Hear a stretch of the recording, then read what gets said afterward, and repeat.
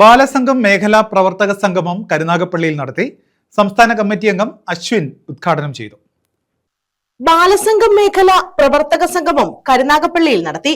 Karunagappally girls ഹൈസ്കൂളിൽ നടന്ന പരിപാടി സംസ്ഥാന കമ്മിറ്റി അംഗം അശ്വിൻ പ്രവർത്തന രേഖ അവതരിപ്പിച്ച് ഉദ്ഘാടനം ചെയ്തു. ഇപ്പോൾ 2026 ബാലസംഘം യൂണിറ്റ് സമ്മേളനങ്ങൾ നടക്കുന്ന ഘട്ടത്തിലാണ് നമ്മൾ ഇത്തരത്തിലൊരു ശില്പശാലയിൽ പങ്കെടുക്കുന്നത്. ഈ ശില്പശാലയിൽ പങ്കെടുക്കുമ്പോൾ നമ്മൾ മനസ്സിലാക്കേണ്ട കാര്യം, ഈ യൂണിറ്റ് സമ്മേളനത്തിൽ നമ്മൾ കൈകാര്യം ചെയ്യാൻ പോകുന്ന കുട്ടികൾ 2013 ശേഷം ജനിച്ചവരാണ്.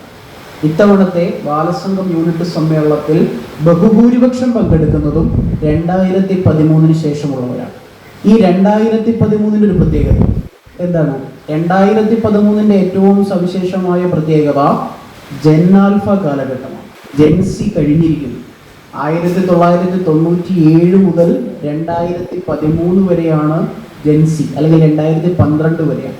2013 മുതൽ ഏതാണ്ട് 2020 വരെ, അല്ലെങ്കിൽ 2019-21 വരെയുള്ള കാലഘട്ടത്തെ നമുക്ക് കൈകാര്യം ചെയ്യുന്ന ജെൻ-ആൽഫയാണ്.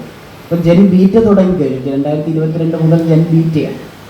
അപ്പോൾ പൊതുവിൽ നാം മനസ്സിലാക്കേണ്ടത്, നമ്മളെല്ലാവരും അല്ലെങ്കിൽ മുതിർന്ന നേതൃത്വമായി നിൽക്കുന്ന ആളുകളുടെ പ്രത്യേകത സൈബർ ഇടത്തിൽ അല്ലെങ്കിൽ സൈബർ മേഖലയിൽ കുടിയേറ്റക്കാരായി വന്ന ആളുകളാണ്. CPIM ജില്ലാ സെക്രട്ടേറിയറ്റ് അംഗം M ശിവശങ്കരപിള്ള മുഖ്യപ്രഭാഷണം നടത്തി.